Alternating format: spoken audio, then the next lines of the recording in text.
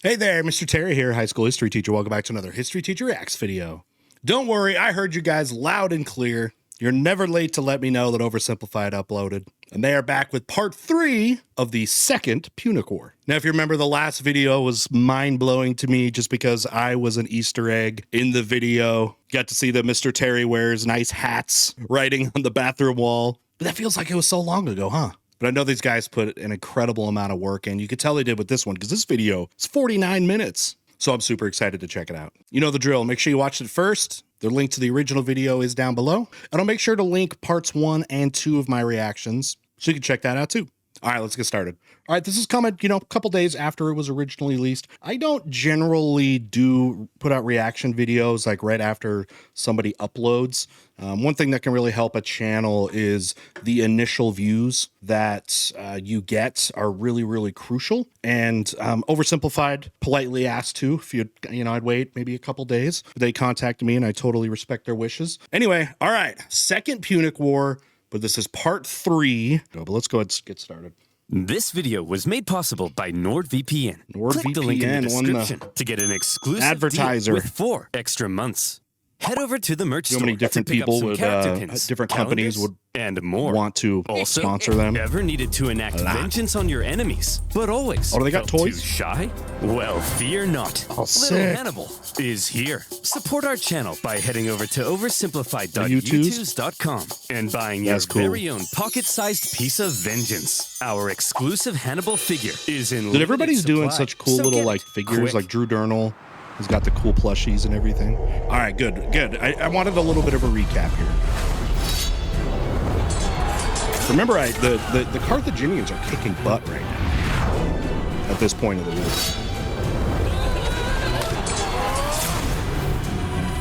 Trivia. I want to say they got through Cannae, which was incredibly deadly. 30,000 Roman casualties. Yeah, Hannibal was just wrecking it. He went up the east coast there, as you can see. Yeah, Cannae. Went up the east coast. Rome is almost directly west of this right now. So they're kind of avoiding Rome central, which makes sense because obviously that's going to be really hard for them to take. Yeah, Cannae was nuts. One of the bloodiest, ancient battles, actually, in history. So, yeah. Yeah, it's going forward. But it's not over yet. How do you solve a problem like Hannibal? In a crisis such as this, the Romans often turn to religion. What's going on? Yeah, Are the pray to gods the war mad at gods. us? The gods must be mad at us. But why? Why? No, why? 2 of the Vestal virgins broke their sacred oath and lost their virginity. That's why Hannibal's kicking our ass. Did they talk about that in the previous one? Appease the gods! Yeah. Bury them alive! Who did they even boink? It was those guys! Huh? What Those should we dorks? do with them? Beat them to death! Oh, gosh. Real superstitions. Needless to say, the Romans were freaking out. Okay, now that that's out of our system, let's go find a real solution. The real solution, first of all, involved raising a new army. Remember, at Cannae, Hannibal had wiped out the biggest army Rome had ever fielded. Yeah. Hey, remember something too? When they were on the kind of the fringes of the Republic, Hannibal and the Carthaginians, they were able to pick up support from kind of like the neighboring kind of places around the Roman Republic and get allies. It kind of reminds me of like Hernan Cortez or Francisco Pizarro when they were invading the Aztecs or the Inca. They were able to get support from like locals. That's kind of something out of the page, history page book of invading a place. Find allies near the people that you are trying to conquer, because there's probably people that hate them. Possibly 20% of Rome's military-aged men. That's crazy. Rome needed to replace those losses, and fast, before Hannibal arrived at their gates. But where would those replacements come from? Rome had a few ideas. Quick, lower the age of conscription. You, put down those Digimons. You're a soldier now. Enlist all these slaves Y'all with the even know promise of Digimon? freedom. There you go. Equip them with all these About a third of Rome is slaves. Remember that. Equip them all with these religious weapons. and armor. Anything we've got. What's men, religious you honor? are Rome's last line of Little defense. kids. Man the Just got walls! a body. All right. Reminds me of like Germany at the end of World War II, where they're just bringing in like After the earth-shattering 13-year-olds. defeat at Cannae, the Romans expected Hannibal to arrive at their gates any day now. He never In did, though. Hannibal's camp, the mood was triumphant. We did it! We won! So when do we march on Rome? Today? I'm free in 10 minutes. Whoa, slow down. We're not going to Rome. Probably he wants to We're bring him staying out, right here. probably. Yeah, he's going to Are want him you to an idiot, bring him Hannibal? out. No, I'm smart. We don't need to march on Rome, because after what we did, the Romans are definitely going to surrender. Well, maybe. Hey, Jim Bob. Yes, sir? Go to Rome and discuss peace terms. Yes, sir. Still, I would think, you know, one of the thoughts is like, get them to come out. You don't want to fight them in Rome. Like, get them to, like, draw them out. Hey, I'm here to discuss peace terms. Piss off! They told me to piss off! What? They didn't surrender? No! And they were mean! No, you gotta threaten Rome Hannibal was proper learning with your that army. Rome had an unprecedented attitude towards surrender. Even when Hannibal offered to ransom thousands of prisoners back to Rome, a pretty common practice in ancient warfare, the Romans refused, opting to let their own men be sold into slavery Yeah, they rather than paying a meat penny shielded 'em. to the enemy. So that's the thing too, because they weren't really bringing forces out of Rome. They were just like, all right, if Hannibal runs amok across the countryside, like who cares? He at least doesn't have Rome. And the Romans let a lot of people die, to be honest, in the Punic Wars. Was clear that in order to defeat Rome, you had to annihilate them. Right. If any Roman man was still standing, you hadn't yet won. But still, like Soviet Hannibal Union, decided not to march World on War Rome, II. and it was a controversial decision. Even one of his own commanders famously told him, Hannibal, you know how to win a battle, but you do not know how to win a war. From Hannibal's perspective, Interesting thought. Perhaps he knew his army was designed to survive behind enemy lines and sow chaos. It may not have been well equipped to undertake a risky siege of one of the most fortified cities on Earth. Plus, with many of the southern cities defecting to his side after Cannae, Right. Hannibal likely thought things were going pretty well, Right. as is. Getting more We'll allies. Stay the course. Okay, so the See, these Romans- were all places on these fringes outside of Rome proper. A lot of them, you know, they were part of the Republic, but they got absorbed into Rome because of like forced alliances. The Romans did a lot of this forced diplomacy where it was like, hey, we can just beat the crap out of you or you join us with these stipulations. So there's not as much probably like intrinsic support for Rome. didn't surrender after 3 major defeats, but surely they'll surrender after 4. That's what you think, huh? Unfortunately for Hannibal, however, after Cannae, the Romans well and truly learnt their lesson. Well, would you look at that? Remind me, who was it that said Hannibal was too dangerous to fight? You. And who said we You're right. shouldn't fight him directly? You. And who tried to fight him directly? Us. And what happened? We lost 20% of our military-aged men. That's right. So tell me, when Hannibal approaches, what do? We run away. I'm a genius. Clap for me. It becomes like a war of attrition, I feel like, with the Second Punic War here, where for Rome, like they're okay with just all these people like getting slaughtered as long as like Rome proper doesn't fall. It's like the meat shield ideology. After Cannae, Fabius Maximus kind of became the unofficial leader of Rome. Even Remember, if this others is- were elected there's no consul, emperor. his influence Before was that. unparalleled, and Rome They're quickly consuls. reverted to the Fabian strategy of avoiding Hannibal.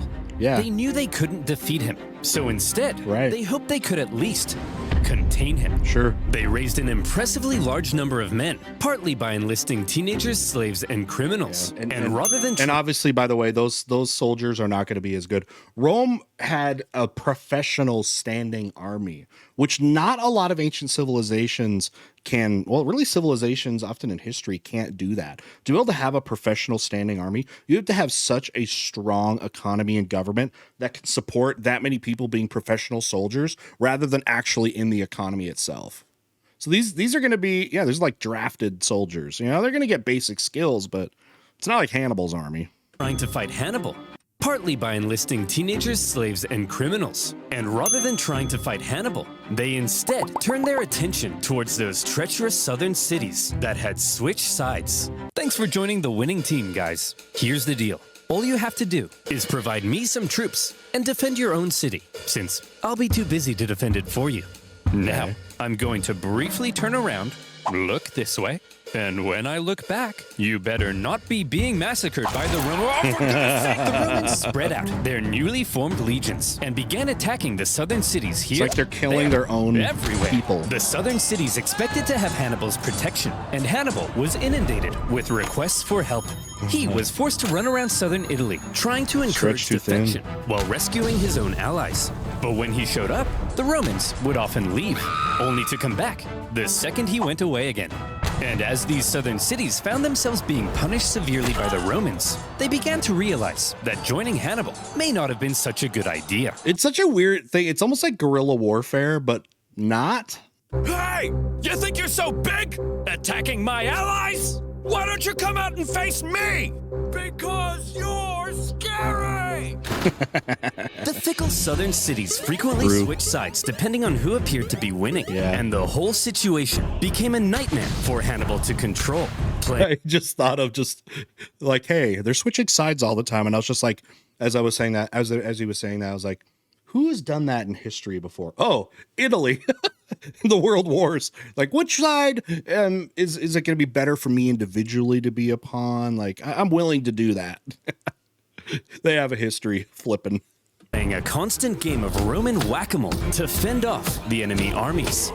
Having not long ago seemed near extinction, the Romans had managed to turn the situation around by placing Hannibal in a clever predicament.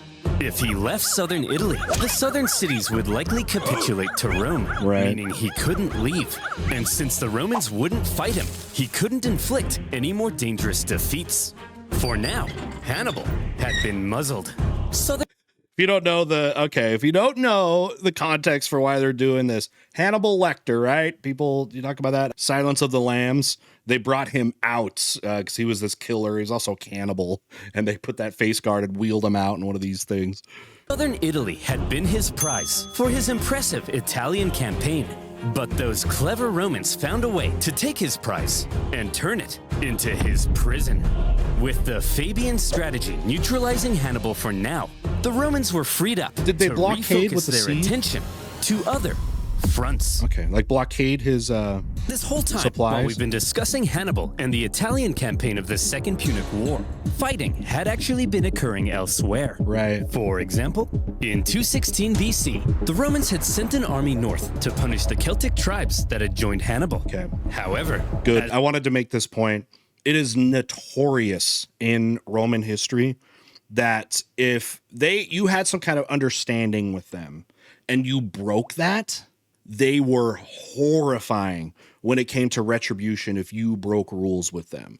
They're like, we're the nice guys. What the Romans say, like, we're going to let you have some of your local leadership. We're going to give you citizenship rights, protection of the law, and these things. And all you have to do is just do that stuff, but obviously pledge your allegiance and things to us. But if you broke that stuff, the Romans, about more than about anybody, squashed rebellions, just incredibly violent. That, like, it's about as high as it gets. As the Romans entered the Latana forest, little did they know those clever Celts had set up a trap. The Celts, man, they're good at this stuff. Trees on them, decimating the Romans. They're so good at they even took the commander's guerrilla head warfare to use as a religious sippy cup. Oh gosh. So that went like you bad. do. Whoa, very bad. But thankfully, in other theaters, things were going a bit better. For example, kind of like, why do let's this look though at if you're Sicily. Rome? After Cannae, internal chaos in Syracuse caused this longtime Roman ally to switch sides. Right. Because being Syracuse a winner bounced. is more fun. The Carthaginians... Syracuse, and even like with Sicily there, had always kind of been torn between the Carthaginian and Roman Republic Empire at that time. It didn't have that kind of loyalty. They didn't like just identify with like the certain group. So yeah, like they would switch sides depending on... They're just like, can we kind of be our own thing? Like, we want to trade with you guys. We want to trade with you guys. So kind of leave us alone. So, yeah, I guess it just shows you a little bit more about this whole war about, when you think about Rome, how few people actually had that intrinsic idea of Rome inside of them. and as something they want to defend. Also landed troops, hoping to retake their lost island, while Roman proconsul Claudius Marcellus That's where it started, moved in right? to Sicily. besiege Syracuse. The siege was a brutal slug for the Romans, largely due to the presence of one famous scientist and mathematician, Archimedes. Yeah. He lived in Syracuse at the time, and he invented a variety of clever contraptions Remember the to newest defend the city. Indiana Jones? There was a giant claw that could grab and destroy Roman ships. Kind of. And purportedly even a big mirror that Yeah. could magically ignite them. That would never work. The Carthaginian forces on the island attempted to come to Syracuse's rescue, but luckily for the Romans, they all got diarrhea Great and engineer. then died. Finally, Ew. in the city itself, the day of a big annual religious festival came, and the Syracusans said, "Well, fellas, we've been holding off the Romans for over a year now. I think we've earned ourselves a little party." Sir, we're still under a massive siege. Are you sure? They'll Yes. probably take advantage of it. Remember, Sicily's being fought over food source. Sicily is a great place that both Carthage and Rome depend on. That's why Sicily was an immediate and early target for the First Punic Wars. Well, Carl, I'm taking advantage of the open bar. Sir, they've So their got culture is battering so rams. big on that. Well, Carl, I'm ramming these hors d'oeuvres into my mouth. Sir, they'll tear down our walls. Well, Carl, I'm tearing it up on the dance floor. Sir, they're literally at the gates. Well, Carl, I'm literally at the cheese platter. Marcellus took advantage of the drunken Those great festivities, sounds. stormed the city, and plundering ensued. In the stupid. chaos, Marcellus ordered Archimedes be captured alive. Some sources say Roman troops entered Archimedes' home, and they were like, "Hey man, are you the math guy? Go away. I'm drawing circles. Look, I just need to know if you're the nerd. Come on, bro, get out of here. You're messing up my circles." Now is not a good time to draw circles. It's always a good time for circles. I love circles. Either stop drawing the circles or I kill you. I choose the circles. He loves Despite not circles. securing Archimedes, by 210 BC, the Romans See, they should have just recruited him. Do like what like the Mongols used to do when they would go attack a place. They would take their talented engineers and people that also knew insider secrets and force them to pretty much like build siegecraft or give up secrets to give up their home cities.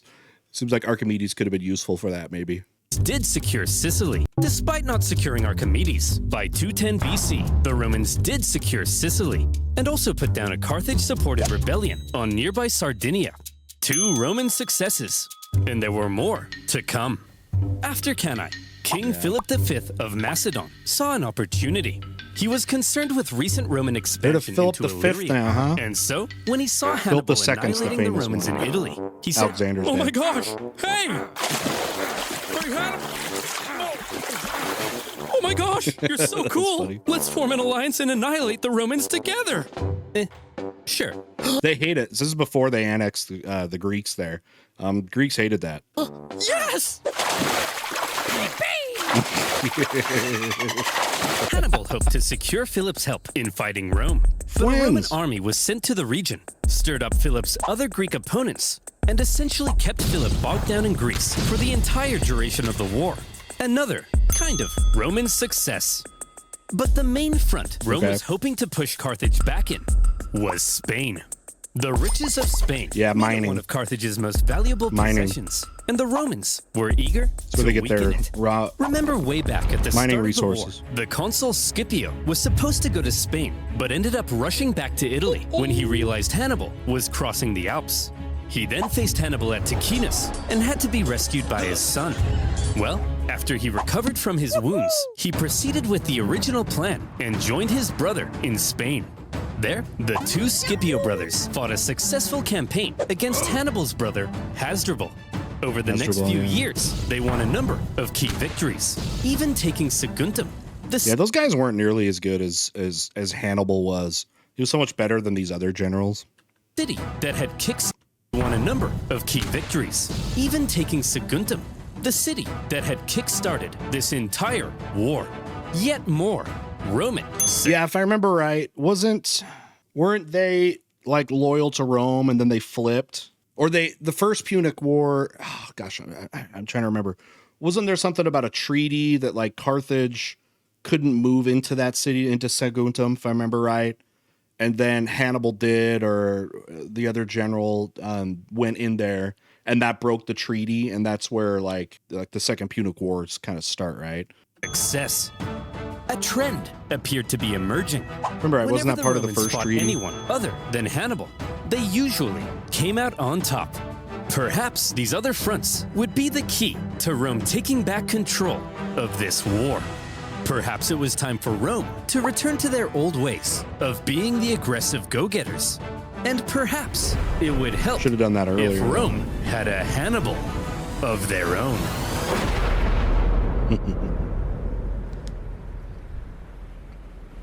Scipio the Younger was the son of Publius Scipio, currently fighting in Spain. A lot of Scipios. This made him a member of one of Rome's most prestigious families.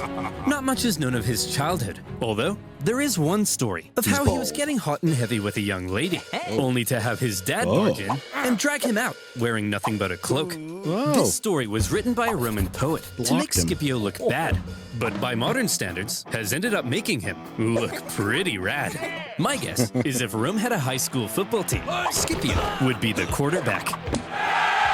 Scipio was only 18 when the Second Punic War broke out. Wow. He was at the Battle of Ticinus. I know where he's he that young. famously rescued his father, and he was one of the survivors of the Battle of Cannae. See, the thing like that, like you're like, he's 18. That's like amazing. Well, you got to understand the nepotism involved. Rome is like the most nepotistic society that there was.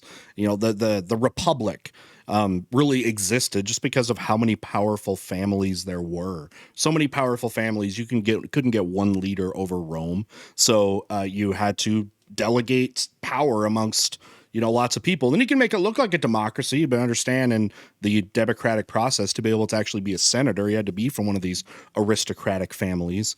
It's kind of an evolution of a place we've seen. Like ancient Greece was kind of like that, like Athens. Athens used to have kings and things, but they were so profitable that there's so many wealthy people there that they had to spread political power around just because of that. After which he threatened to cut down any man who dared abandon Rome. He was a natural leader and up to his ears in spunk, and therefore he rose through the Roman ranks shockingly fast. We need a new military tribune, but Hannibal has killed so many men, we're running out of options.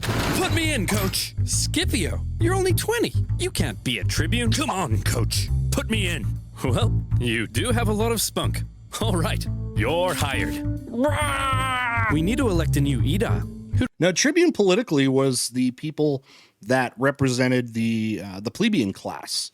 You know, the Senate, which is run by the patrician upper class, really had full power. And eventually, you know, because it was such a large class, and the plebeian class was so large, you know, they were demanding some kind of political representation. And they do get it with the tribunes, which ended up being a kind of compromise because their big job was to be able to veto laws, which means block laws from being there. So, but it's still, you know, a very much an aristocratic society. Military tribune, though, I'm not sure what what's like the biggest difference for that. Who do we have left? Put me in, coach. Scipio, you don't meet the minimum age requirement. I got this, coach. I got this. Well, okay then. You're in. Ugh, my room's a mess. I gotta cook dinner. Oh, and would you look at that? My fly's down. Life sucks. Put me in, coach. Don't do it for him. You're so You don't tell him. I mean, you tell him. You don't do it. However, Weird. Don't do that. Some people. bad news. His father and uncle in Spain had both been defeated in battle, and shockingly, both of them were killed. The news must have been devastating for the young Scipio, but it was also devastating for Rome, as almost all of their Spanish gains were wiped away. Right. Okay, listen up. We need someone to go and replace the Scipios in Spain. So, who's up for it? Come on, who's gonna go? Fabius, Spain seems unwinnable. There's no glory to be had there. Yeah, the glory is here, defending the homeland from Hannibal. Well, somebody has to go. To be honest, they're kind of right, I though. said, The Senate's well, right. somebody has to go. Put me in, coach. He's ready, little Scipio was Little eager Scipio. to be the one to go and replace his father and uncle in Spain. However, there was concern amongst the older senators. You're only 26. You can't lead a military Chaos campaign. War's been going on so long. He's right. That's a good point. And you're 71. You can't stand up without a little urine dribbling down your leg. Yeah. Scipio didn't meet the typical requirements for the position, but as the only person willing to go, this young piece of hot Roman meat was unanimously elected proconsul and sent to lead the Roman armies in Spain. He hoped to carry out a campaign Consuls are like as executive impressive leaders, as Hannibal's had been in Italy. would often lead the In military. fact, Scipio rather admired the one-eyed general. Scipio, you've got a Hannibal poster in your room. Or likes him Yes, from a but tactical he's the enemy. perspective. I'll let you in on a secret, Billy. You know how we're gonna win this war? By marching straight at the enemy? No, that's the old way. We've gotta be less Roman and a little more Hannibal. Hey, by the way, don't just barge into my room. That's what an Hannibal infringement of my did, though. Privacy.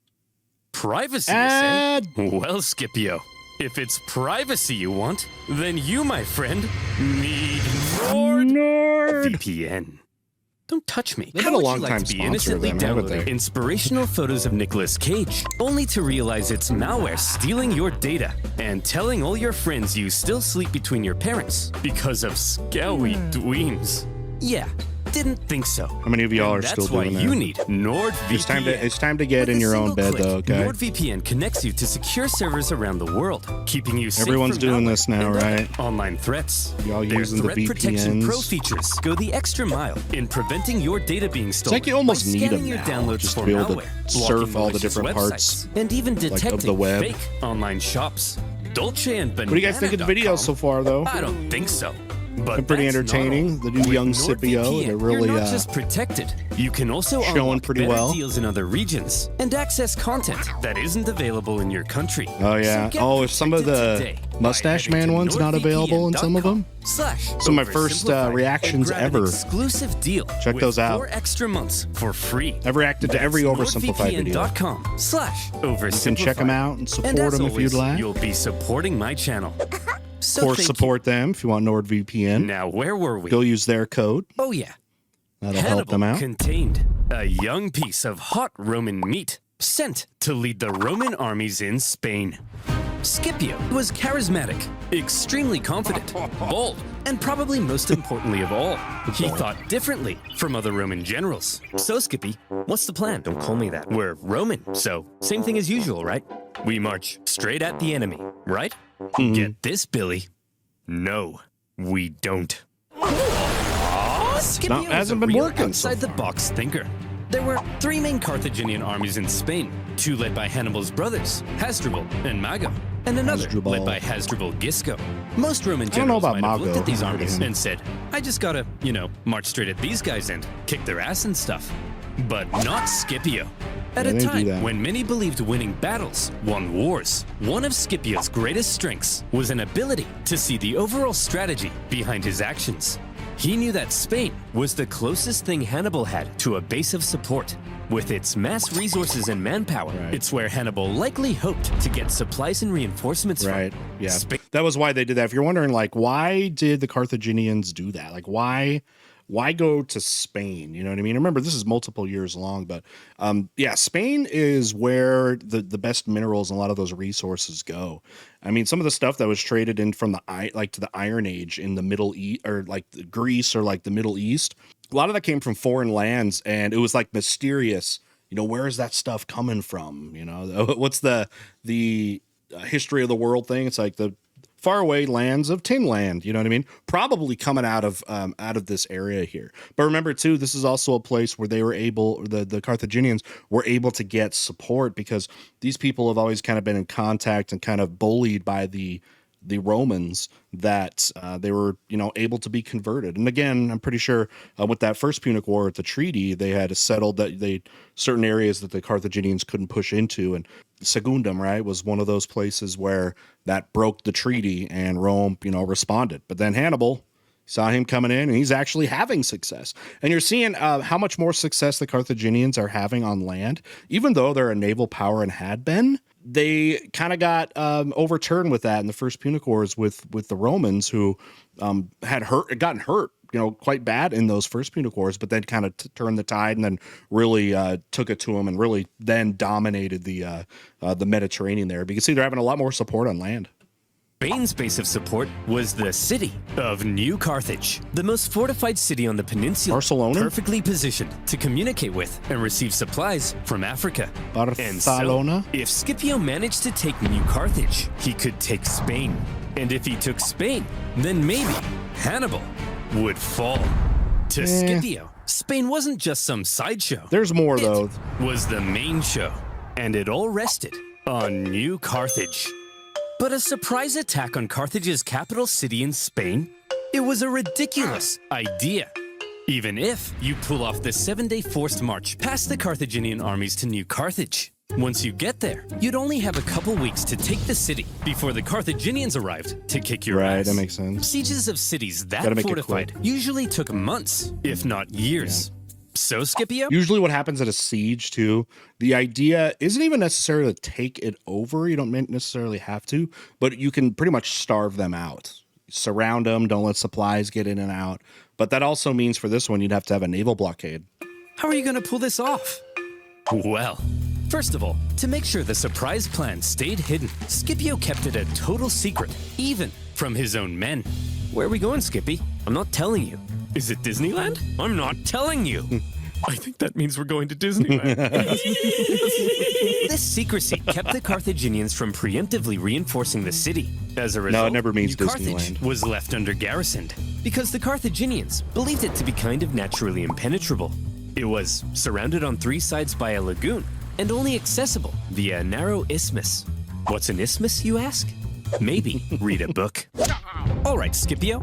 So, body of land going into water. So it's got water on 3 sides there. Little one. You made it to New Carthage. guess a Now the other peninsula is kinda like Carthaginian that. armies are only a 10 days march from coming and kicking your ass. Just what were you thinking?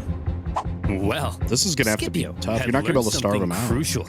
Every afternoon, the tides made the lagoon around New Carthage briefly shallow enough to cross. So, he ordered a large diversionary attack be muddy, on the though, main really city muddy. gates, distracting the city's defenders. Then, a small infiltration force traversed the lagoon, climbed the unguarded northern walls, and entered the city. It was really They ambushed that the guards distracting? and opened the city gates to the rest of How would you not Scipio's know army. that? And just like that, New Carthage had fallen. That was brilliant. In a single day, Scipio had Brilliant taken strategy. Carthage's capital city in Spain. Stupid And he defense. made it look easy. Yeah. With it, he seized much of Carthage's war supplies, several silver mines near the city, Right. and various powerful Iberian tribes even joined his side. And They just now keep flipping he was back in and a forth, great huh? position to take on the other Carthaginian armies in Spain.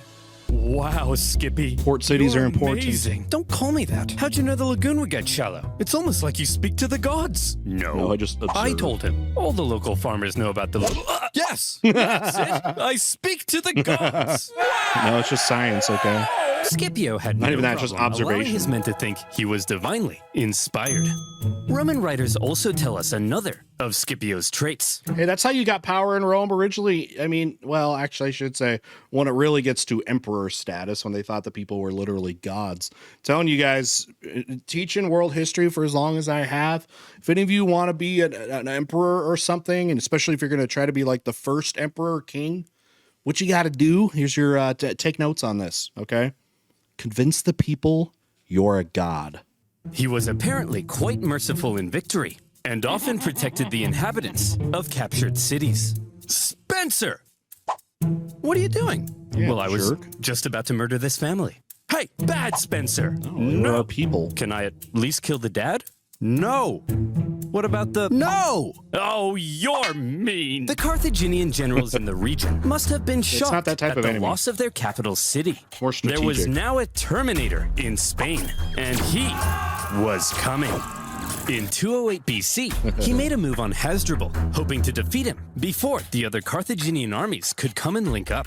When Hasdrubal heard Scipio was coming, he said, Hasdrubal did the sensible thing and climbed a big hill for safety.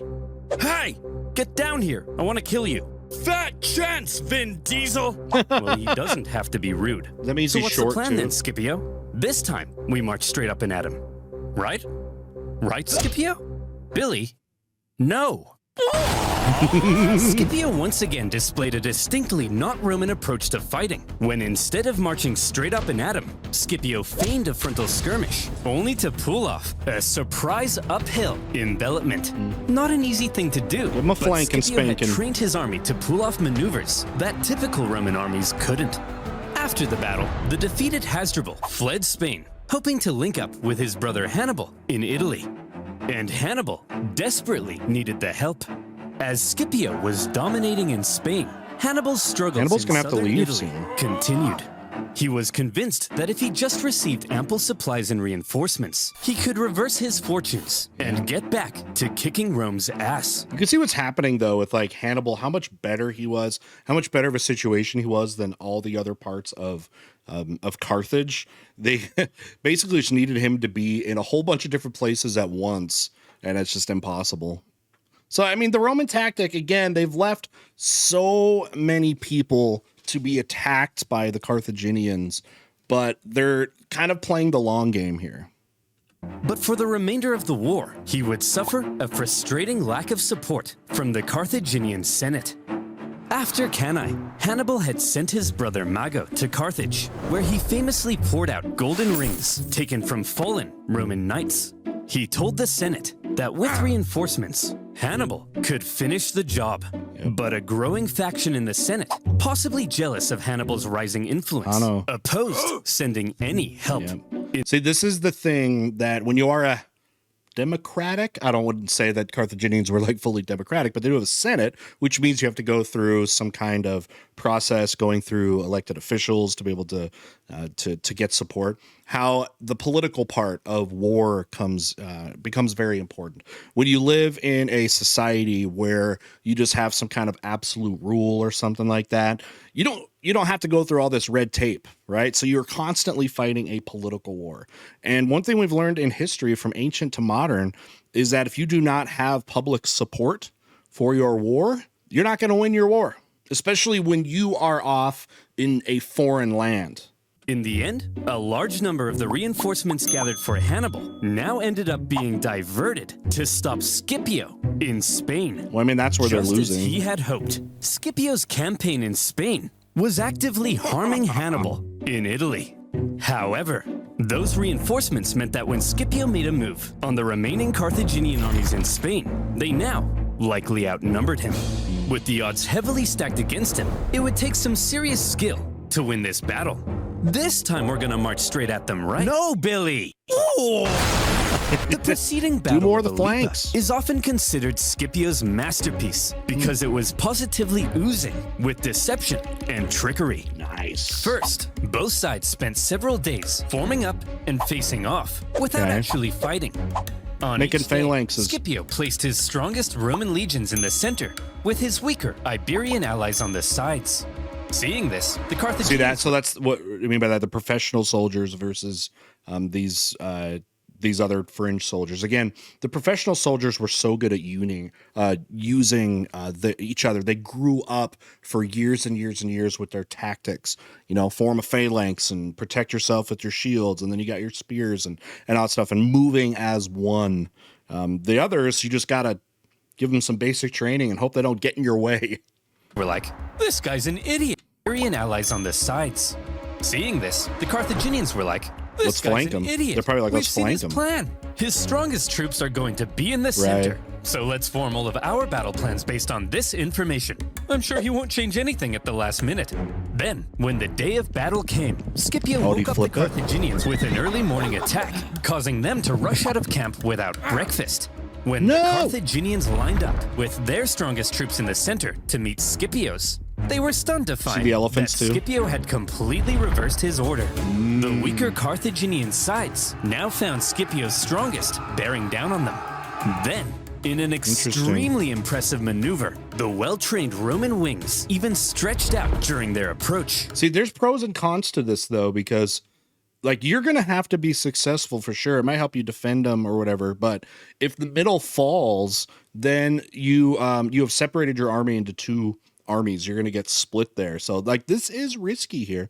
I haven't talked much about the war elephants here, but what I've learned and kind of looked at this, war elephants never really made as big of an impact as you think they might in a lot of history, especially before like some of the more modern uses that war elephants did. Like fast forward to like the Mughal Empire, and those they could be useful for like pulling cannons and stuff like that. And that was before this, but yeah, the elephants, I mean, they were intimidating. That's one thing they were, but not going to be as good as like a cavalry army. The Carthaginians' well-trained Roman wings even stretched out during their approach, hitting the Carthaginians from the sides.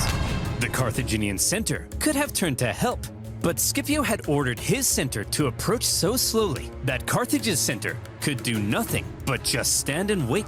In this way, the outnumbered Scipio had cleverly controlled events so that the bulk of the strongest Carthaginian troops couldn't even fight during the battle. He had completely removed them from the equation. The incredible Scipio had inflicted a monumental defeat on a much larger enemy force. Wow, look at that. Okay, because the Romans were totally outnumbered, and then just that is successful. And the Battle of Ilipa was the final nail in the coffin for Carthaginian Spain. Yeah, you're done. Yet more tribespeople continued to side with the Romans, and the remaining Carthaginians retreated to the coast and eventually fled the peninsula. And get out of Gibraltar. Look at that. In just a few years, the incredible young Scipio had turned Spain completely red. The Carthaginians must have been stunned. Like that was their Spanish color. Campaign had almost been as impressive as Hannibal's campaign in Italy. In fact, see if any of this sounds familiar. In Spain, Scipio had used the environment of the battlefield to his advantage. He staged ambushes by concealed troops. He treated local tribespeople well, earning their friendship. He even once forced his... That's how the Romans did so much of their alliances. They understood that if you gave the people some autonomy, obviously if you're going to free them if they're captured, but that's the way their empire was able to grow so much. We would talk about Roman conquest being such a huge part of the growth of their empire, and that's true. But like every big empire, great empire, diplomacy and compromise being a huge part of it. Enemy to come out and fight him without breakfast. Each and every one of these tactics were possibly borrowed from a certain one-eyed general. In all the battles Scipio had fought against Hannibal, it seemed he may have been taking notes. Look at that. Hey, Scipio! What? Stop stealing my tactics! I'm 700 miles away. I can't hear you. What did you say? What? What? Better yet, Scipio's achieved... Hey, there's an important lesson, I think, there, where it's like, you can get so overly confident with the tactics of people within your own culture and your own history, but you have to broaden that to, look at what makes your enemies successful and not look them at that way and just respect it for what it is, which is their success can be found anyway, and you shouldn't be biased to that. So the greatest generals in history were ones that studied others, even from places that they might have thought of as, lesser than them. In taking a What? Better yet, Scipio's achievement in taking a well-fortified city, plus his understanding of the overall strategy, has led some historians to argue he wasn't just as good as Hannibal. Scipio may actually have been better. This young man, I mean, he's got the resource. in Rome had doubted, had just almost shut weaker. those silly billies. Right, the flip up. Mere Silly years Williams? ago, it looked like Rome had no chance of even surviving this war. But now, the momentum of war Hannibal's still was there, shifting though. astonishingly fast. And for Hannibal in Italy, things continued to head south. Before Scipio had even gone to Spain, the Romans had placed Capua, Hannibal's largest city in Italy, under a dangerous siege. And in order to rescue it, Hannibal needed to take drastic action. Fast. Man, everything's falling apart. Fine, I'll do it. I gotta do everything myself. Yeah, you've convinced me. I'll march on Rome. Hannibal, that conversation was 5 years ago. It's too late. No one's trying to convince you to march on Rome. I said I'll do it! Quit nagging me. Ugh. Hannibal finally marched on Rome, hoping it might draw the Romans away from Capua. The Romans saw Hannibal approaching their city, and they freaked the hell out. Hannibal is said to have closely approached the city walls, inspecting the defenses, as the Romans inside quivered in their togas. However, Hannibal probably knew he had no chance of taking the city. The whole thing was a feint, and Hannibal be tough. soon left. The Romans famously Metropolis. coined the phrase, Hannibal is at the gates, Right. to describe a moment of crisis or severe desperation. But for accuracy's sake, the phrase should probably be, Hannibal is at the gates. But don't worry, it's just a feint to draw the Romans away from Capua. And it didn't even work, because the Romans stayed at Capua, and the Capuans misunderstood and thought Hannibal had abandoned them. And so, they surrendered the city. But Okay. apparently that's not That's as a catchy. Despite backfire. a few successes, including an ambush in 208 BC, where Hannibal managed to kill both consuls in one go, Hannibal was slowly but steadily losing his grip on southern Italy. Even Hasdrubal, who had fled Spain to join Hannibal, never reached his brother. He made his own dramatic crossing of the Not Alps, by land. just as Hannibal had done. But unlike Hannibal, the second Hasdrubal arrived in Italy, he was immediately pulverized. Yeah. The Romans then took his head and threw it over the walls into his brother's camp. Hannibal was becoming extremely isolated. Dang. After his impressive conquest of Spain, Scipio returned to Rome a chill. hero. And when the election came for next year's consuls, Oh, yeah, he's gonna be despite not consul meeting for the sure. typical requirements, Scipio won in a landslide. Yep. But the People love their question military now leaders. was, what would he do next? All right. What's your plan then, Scipio? Time to You're gonna go invade. fight Hannibal now, right? Nope. Get this, Fabius. No. No. Go to Carthage. Scipio's plan remained the same as before. Don't attack the monster directly. Right. Attack his base of support. Yeah. Which now happened to be Carthage Yeah. itself. Go hit Carthage. That's right. Scipio would invade Africa. Yep. However, See, what this is going to do is it's going to put Hannibal in a tough position. When he hears about this, that the capital is being invaded, what's he going to do? Is he going to stick there in southern Italy, or is he going to give up and have to go back? It's a really smart move, actually, because they're doing fine right now because they just showed that he's not going to invade Rome. I guess another option could be maybe if they're going to if the Romans are going to invade Carthage, and then Hannibal could then invade Rome at that time. But Rome and Carthage, like attacking those successfully, would be very, very different.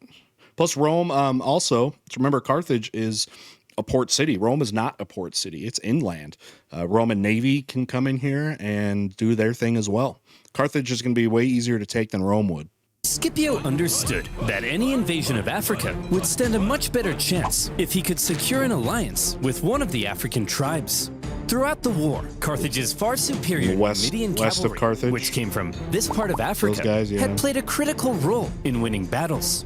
Numidia was divided between two rival kings. In the east, the king Syphax They don't had like sympathized with Carthage, Rome for though. much of the war, and so at some They don't point, like Carthage. Scipio visited Syphax to ratify a treaty. Right. It just so happened, however, that the Carthaginian general Hasdrubal Gisco, whom Scipio had fought in Spain, also arrived at the exact same time. need to bring back the And name. So Syphax invited both Scipio and Gisco for a meal. Hasdrubal. The two men fought for Syphax's alliance, and by Roman accounts, Scipio was positively charming. Remember that Carthage too, just their makeup, they're descendants of the Phoenicians. They're essentially some Phoenician city-states that have a lot of diversity amongst them. So there's naturally going to be some inherent differences. Syphax's alliance, and by Roman accounts, Scipio was positively charming. Come on, Syphax, stick with us Romans. We'll build a naked statue of you. Very enticing. Because they're very If good you at join that. our side, Syphax, we'll give you a 2% discount on figs. You like figs, don't you? Not really. Hey, Gross. Syphax, check this out. Whoa! Wow! impressive, man. Hey, Syphax, check this out. Did he just defecate? I believe he did. The poop Well, fart. Scipio, you clearly are the most charming man in the Mediterranean. My alliance is... Syphax, I'll let you marry my extremely hot daughter. Oh, he's thinking with Yours! Humana. different part of his Unable to body. compete with Syphax's libido, Scipio instead made contact with Syphax's rival, the other Numidian king, Massinissa, they're closer to who was a Carthage. longtime ally of Carthage. Scipio told Massinissa, if you join the Romans, I'll help you defeat Syphax and become the ultimate Numidian king. And so Massinissa was now Enemy on of your Team enemy is Rome. your friend. Good job, Skippy. With a Numidian alliance solidified, Scipio prepared for his invasion of Africa. He raised a volunteer force that included many of the disgraced survivors from Cannae, and Oh. he set sail. See if they can win back Well, their Terry, honor. Any news from Italy? Terry? Has Hannibal won the war yet? Terry? Who on earth? I'm not going to say that had anything to do with me, okay? Skippy! Not going to say that Terry was me. Not, The Roman landing sent I'm not going to presume that Terry was me, okay? All right? Comment section. a clear message to the Carthaginians. You don't invade us. No. We invade you. Yep. For the first time in the war, the Carthaginian Uno reverse homeland card. was under threat, and the Carthaginians needed to defeat Scipio at all costs. They gathered a huge army led by Hasdrubal Gisco, with allied Numidians led by Syphax, and they ordered them to get Scipio the hell off their continent. Sources say at this point, Scipio was severely outnumbered. Scipio? That army's huge. There's no way we can beat off all these men. How are we gonna beat off all these men? Vigorously. And while maintaining eye contact. As always, Scipio had a plan to deal with the larger enemy force. It just so happened that Syphax was offering to try and broker peace between the Romans and the Carthaginians. And Scipio smelled an opportunity. He sent a Roman envoy to Syphax's camp. And when they got there, Syphax was like, "Hey guys, welcome to the enemy camp." Just before we begin negotiations, a small safety demonstration. What? As you can see, our huts are made of grass and reeds. Very flammable. Oh, no. If there was even a single spark, Oh, this whole no. place would become a raging inferno. And all my No. men would burn alive. No. Very interesting. The Roman troops then reported back to Scipio about the Numidian camp, its construction, and most importantly, its flammability. Then, the following night, That's as gonna be the easy. sun was setting over the beautiful African plains, and the Carthaginians got all comfy in their beds, they began to gently dream of Carthaginian figs and child sacrifice.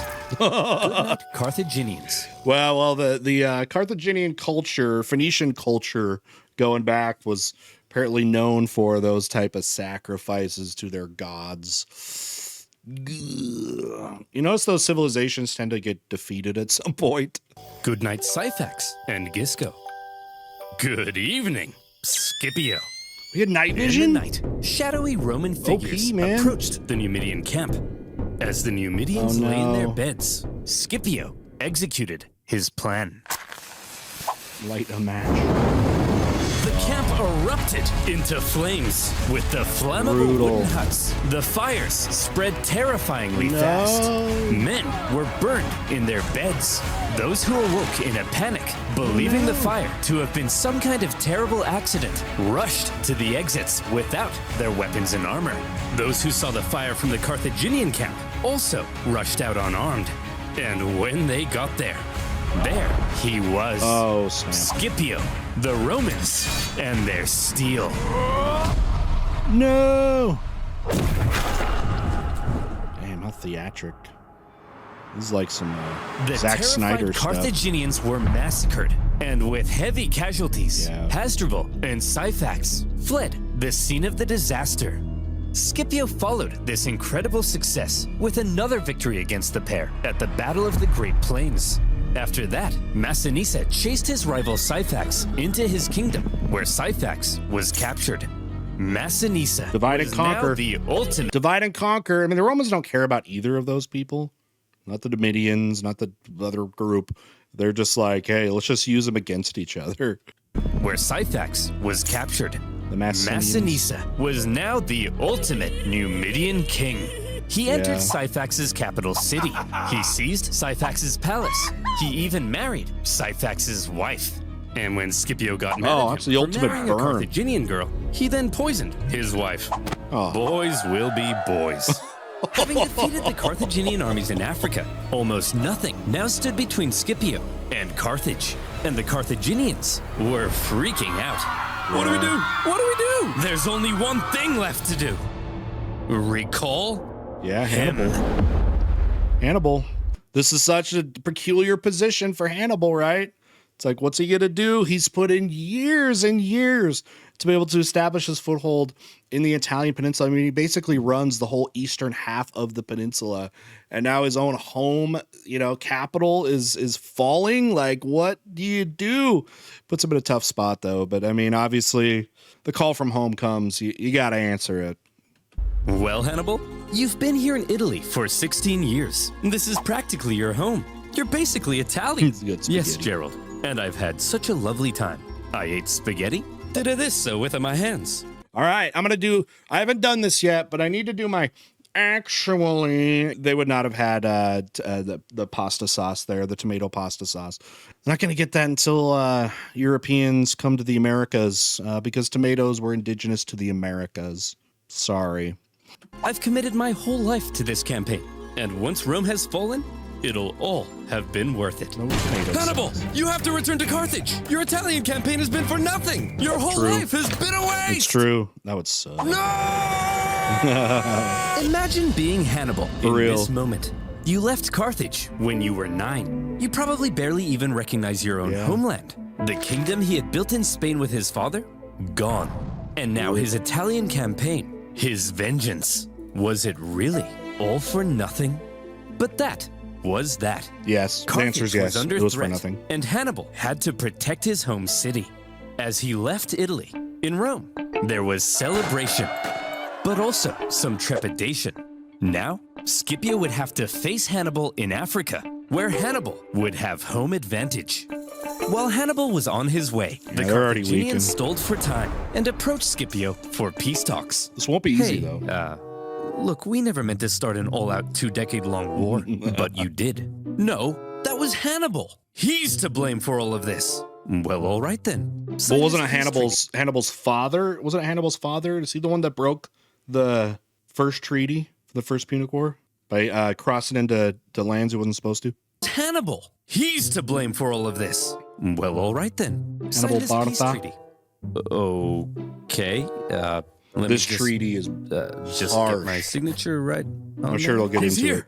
it. Yes! Oh, Well, the treaty look that ends who's up here, being- you bald prick! You're so Whoa. dead now, Skippy.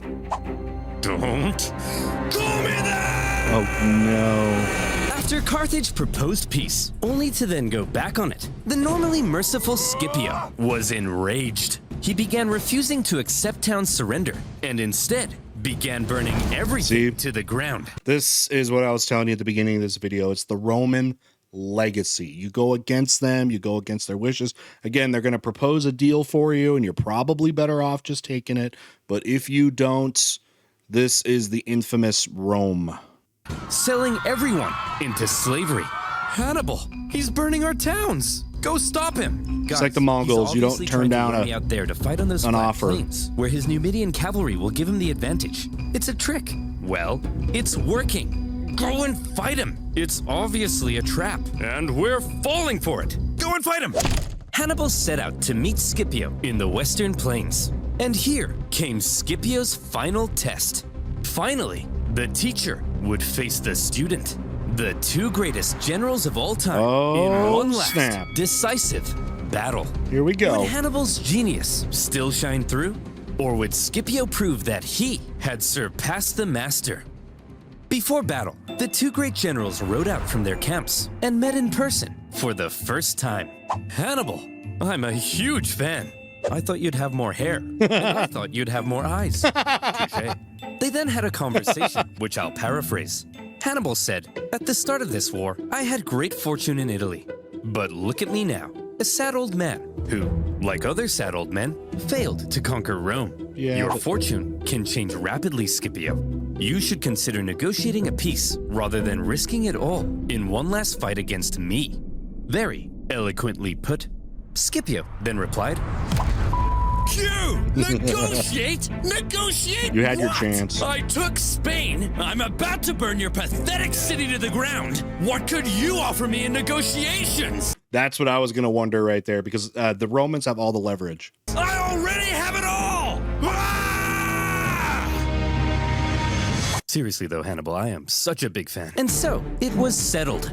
The two great generals would face off one last time in the epic Battle of Zama. Scipio gave his we men, go. consisting of many survivors from Cannae, a pre-battle speech, telling them not only would they gain redemption, but they could become masters of the world.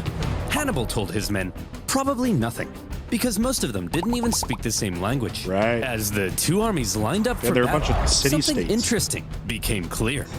Hannibal had more Here come infantry the and elephants. hoped to use them to brute strength the Romans. But Scipio had the nimble Numidian cavalry and hoped to pull off an envelopment. It was a complete role reversal of Cannae. As the battle began, Hannibal made his first move. He sent his 80 war elephants to smash through and weaken the Roman infantry. But Scipio had the perfect response. He had altered his formation to create passages between the Roman maniples. His light troops stepped aside at the right moment, revealing the gaps ahead of the charging elephants. Elephants, if given the choice between a suicide charge into spears or a nice clean escape, will probably choose the escape. elephant, like reverse psychology. This is what I was saying. You know, elephants, I mean, they are pretty smart and stuff like that, but you know, obviously if they could ram through your front lines, that's going to be pretty useful. That was cool. As a detail I did not know. I know the elephants end up not being, they end up being pretty disappointing in this battle. I think we'll see if they get to it, but if I remember right, I think they get scared and like run away, or run away back to town, at least to the cities. And that's what happened. Some elephants were so frightened from the noise that they even turned and smashed back into the Carthaginian cavalry, which the Roman cavalry then engaged. Your move, Hannibal. By the way, the Mughals, I don't know if the Carthaginians had this. Let me know if you do know, but I know with the Mughal Empire, they're the ones that invade India, 1500s about. They would have like the driver, they would have the or whatever of the elephant, but they also have this other person that had a big long spear, and he was basically the failsafe for if the elephant went berserk, because they could do that. They could go berserk and basically just not even care about like anybody and just stomp out your own troops. They could kill your own troops. But anyway, the other guy that was on the elephant with the spear, one of his jobs is if that was to happen, you take that spear and he sits right kind of behind the neck and jabs it right into the spinal cord, and it kills the elephant for that reason if it goes berserk.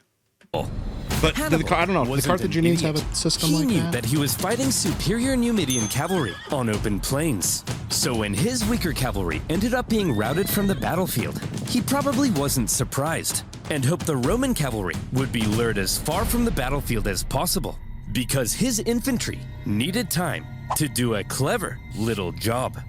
Hannibal had the numerical advantage, and he had positioned his army in 3 lines.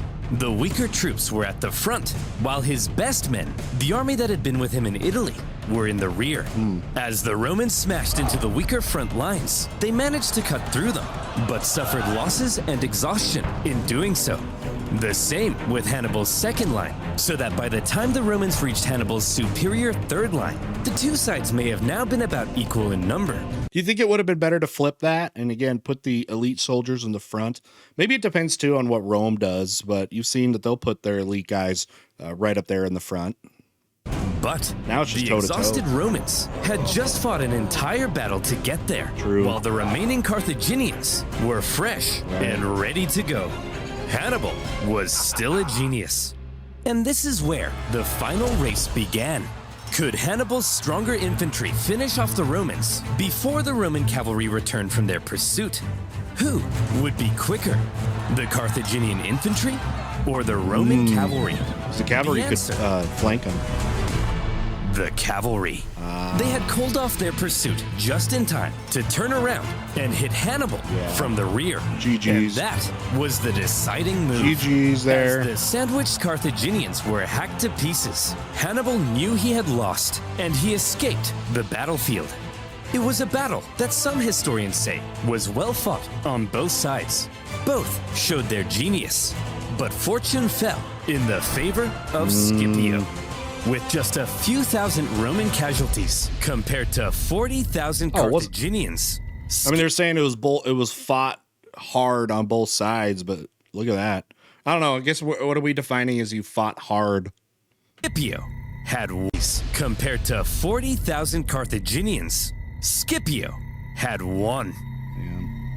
Hannibal advised the Carthaginian Senate that it was time to surrender. 17 years of war, finally over.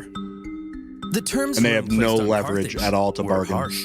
They lost territory and were prohibited from starting any more wars with anyone without Rome's explicit permission. Carthage basically Added to that too, and maybe they'll get to it, but the treaty, you heard him say they can't attack anybody anymore, the army, but also from what I understand what in it too is they couldn't even have defensive forces. They were not even allowed to engage in defensive warfare, like if they are going to get invaded.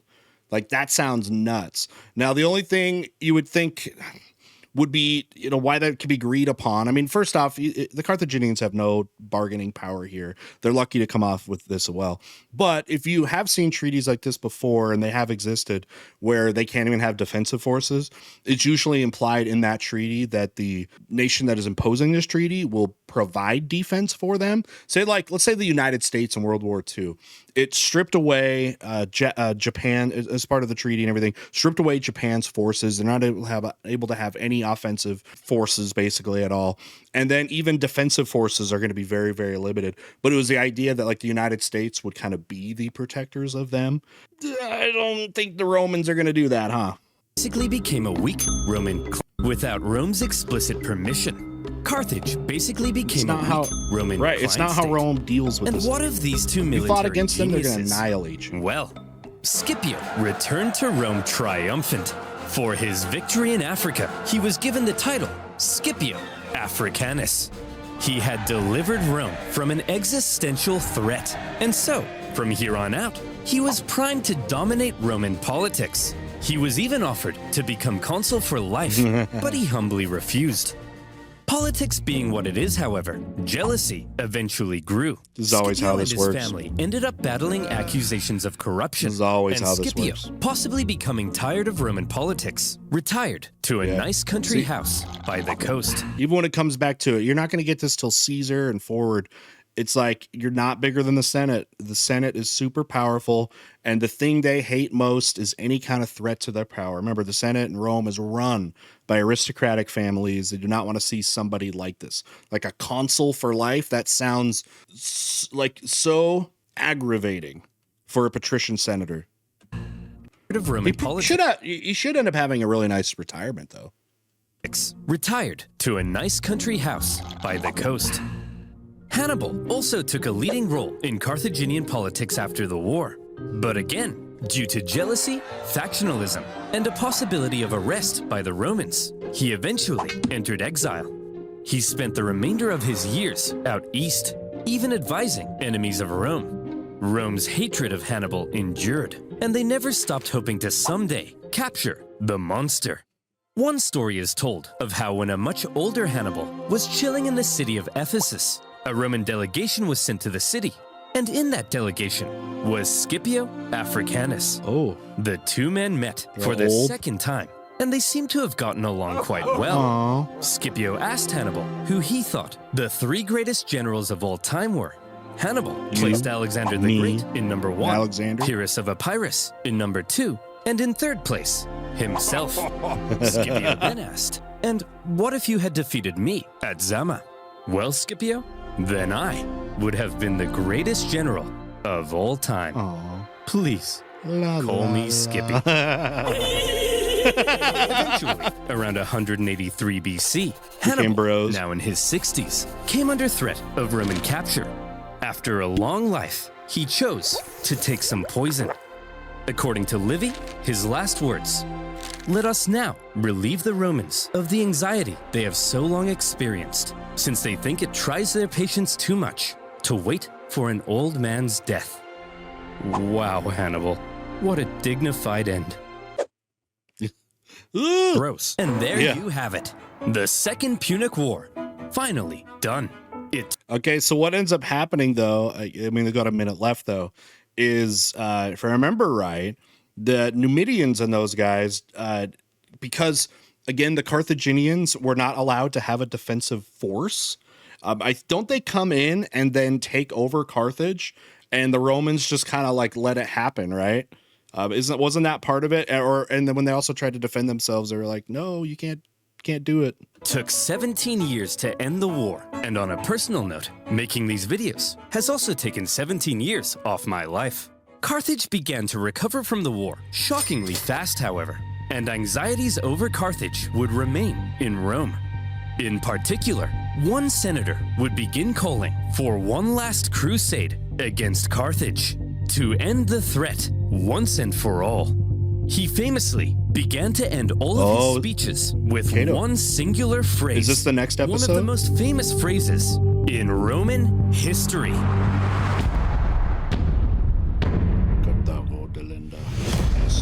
Carthage must betray. Okay. So are they doing another one? Are they gonna do a part 4? Third Punic War. Okay, so we're jumping to the next one. Okay. All right, final thoughts. All right, it looks like they're continuing with it. They weren't just going to do the first couple Punic Wars.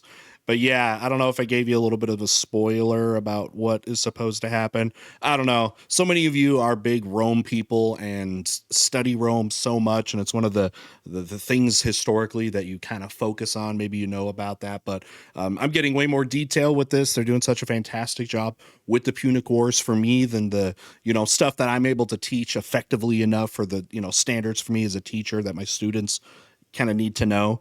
But again, a fantastic job by OverSimplified. All right. Again, thank you all for watching. And I know so many of you have been around for a long time, pretty much since the beginning when I started the reaction content outside of my lessons and things I started my channel with.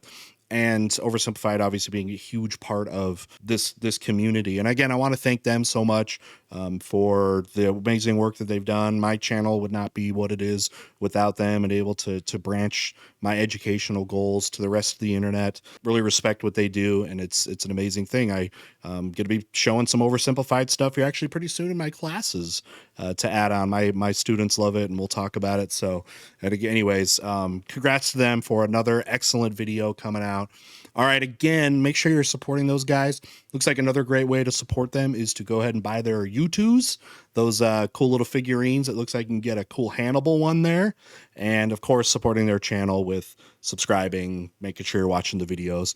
Now, if you had not seen, or maybe it's been a while since you saw my reaction and commentary to the other Punic Wars videos, because I've covered, all the OverSimplified stuff, make sure to check that out. I have an OverSimplified playlist that you can see all the stuff that I've covered for them.